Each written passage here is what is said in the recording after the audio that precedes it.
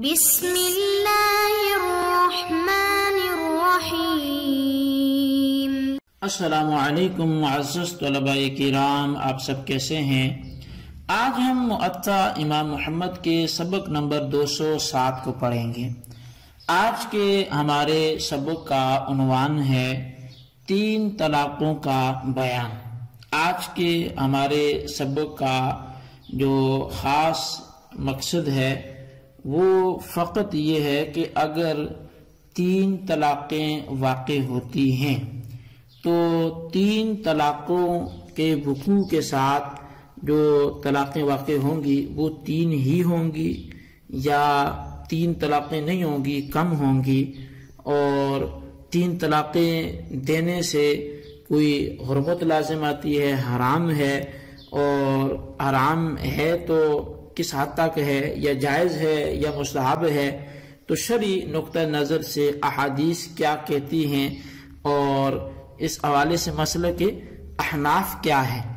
اور چونکہ ہم معاشرے میں سنتے ہیں بعض اوقات کی 3 طلاقیں دیں بھی تو پھر بھی ایک ہی ہو جاتی ہے، تو کیا یہ حقیقت ہے کہ 3 سے ایک ہی ہوگی؟ تو اس حوالے سے بھی ہم جو ہے وہ گفتگو کریں گے کہ 3 طلاقیں دی تو شمار میں وہ 3 طلاقیں ایک طلاق ہوگی یا وہ 3 ہی شمار ہوں گی۔ تو اس حوالے سے ہم سبق کا آج جو ہے وہ آغاز کرتے ہیں، اگرچہ یہ ہمارا آج کا سبق بھی وہ ہماری اسی باب طلاق سنہ کے ضمن میں واقع ہے۔ تو اسی باب طلاق سنہ کے ضمن میں ہی اس سبق کو چھوڑتے ہوئے ہم اس گفتگو کو آگے بڑھاتے ہیں۔ تو بیک وقت 3 طلاقیں دینے میں 2 طرح سے اصل میں اختلاف کیا گیا ہے۔ بیک وقت 3 طلاقیں دینے میں 2 طرح سے اختلاف کیا گیا ہے۔ اول یہ ہے کہ کیا بیک وقت 3 طلاقیں دینا خواہ ایک طہر میں ہوں، مباح ہیں، بدعت ہیں یا حرام ہیں۔ دوسرا یہ ہے کہ 3 طلاقیں دینے پر 3 ہی واقع ہوں گی یا صرف ایک واقع ہوگی۔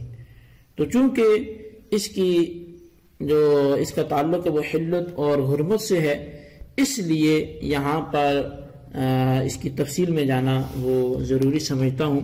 تو بہرحال اس میں ہم پہلے تو اس چیز کو پڑھتے ہیں کہ 3 طلاقیں دینا کیا یہ مباح ہیں یا حرام ہیں یا کیا ہے۔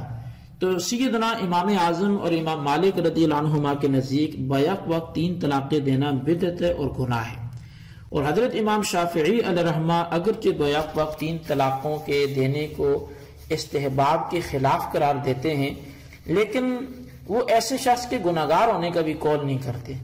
اور حضرت امام احمد بن حنبل رضی اللہ عنہ کے اس بارے میں 2 قول ملتے ہیں، ایک قول امام شافعی کے موافق اور دوسرا قول امام اعظم امام ابو حنیفہ کے موافق ہے۔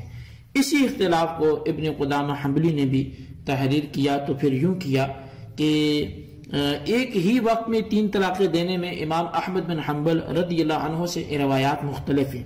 ایک یہ کہ ایسا کرنا حرام نہیں ہے، یہی امام شافعی رضی اللہ عنہ کا مسلک و مذہب ہے۔ ان کے علاوہ جو حضرات حسن بن علی، عبد الرحمن بن عوف، امام شعبی رضی اللہ عنہم ہیں، ان کا بھی یہی نظریہ ہے کہ کیونکہ حضرت عوامر اجلانی نے اپنی بیوی سے لعان کیا اور نبی اکرم صلی اللہ علیہ وسلم سے عرض کیا، یا رسول اللہ، اگر میں نے اپنی بیوی کو اپنے پاس رکھا تو جو تہمت میں نے اس پر لگائی ہے اس میں جھوٹا پڑ جاؤں گا۔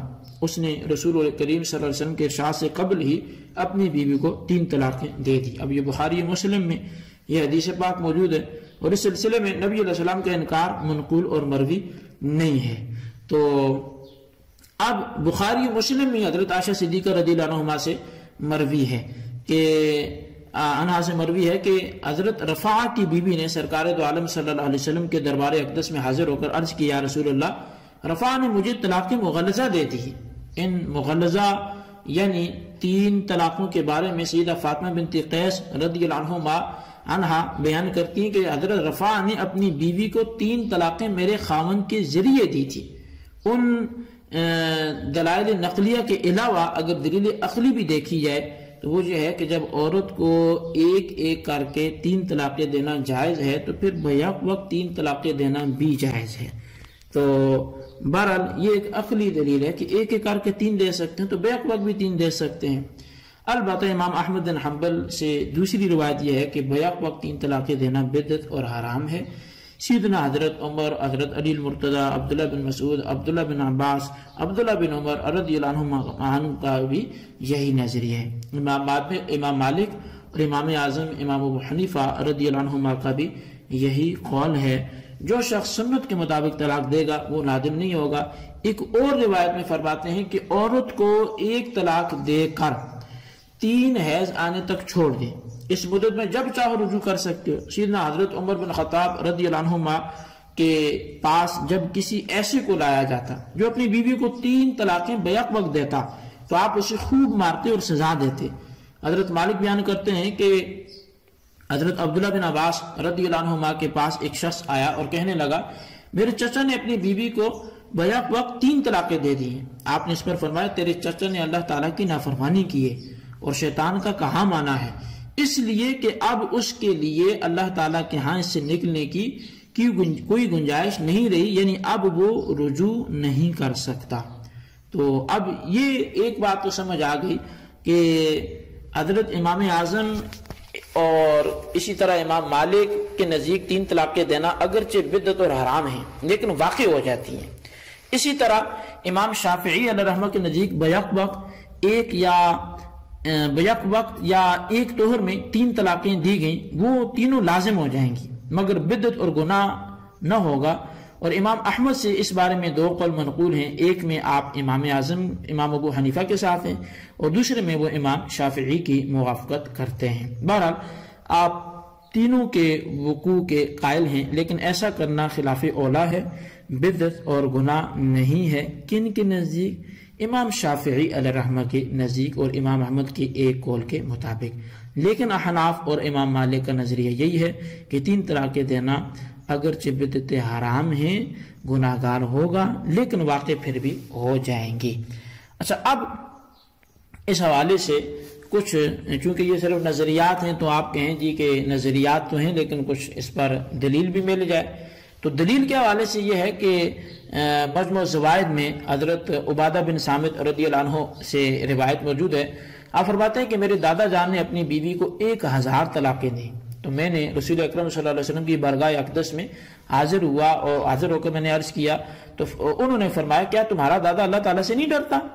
ان میں سے 3 طلاقیں تو وہ اس کے لیے ہیں، یعنی وہ تو واقع ہو گئی، اور بقیہ 997 تو وہ زیادتی اور ظلم ہے۔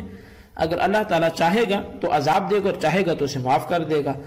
ایک اور روایت میں حضرت عبادہ رضی اللہ عنہ سے مروی ہے کہ میرے کسی بڑے نے اپنی بیوی کو 1000 طلاقیں دی، تو اس کے بیٹے رسول کریم صلی اللہ علیہ وسلم کی خدمت میں حاضر ہوئے اور عرض کرنے لگے یا رسول اللہ، ہمارے والد نے ہماری ماں کو 1000 طلاقیں دے دی ہیں، تو کیا کوئی واپسی کا رستہ ہے؟ آپ نے فرمایا تمہارا والد اللہ تعالیٰ سے نہیں ڈرا کہ وہ اس کے لیے کوئی واپسی کا رستہ بنا دیتا؟ اس کی بیوی 3 طلاقوں سے بائنہ ہو گئی اور وہ بھی سنت کے مطابق نہیں ہوئی، اور بقیہ 997 اس کی گردن میں بوجھ ہے۔ اب یہ روایت آپ نے ملاحظہ فرمائی کہ اس روایت سے ہمیں کم از کم یہ بات پتہ چلی کہ 3 طلاقیں بیک دینے کی بدعت اور ناجائز ہونے پر تو احادیث ہیں لیکن حرمت کے باوجود یہ لازم بھی ہو جاتی ہیں۔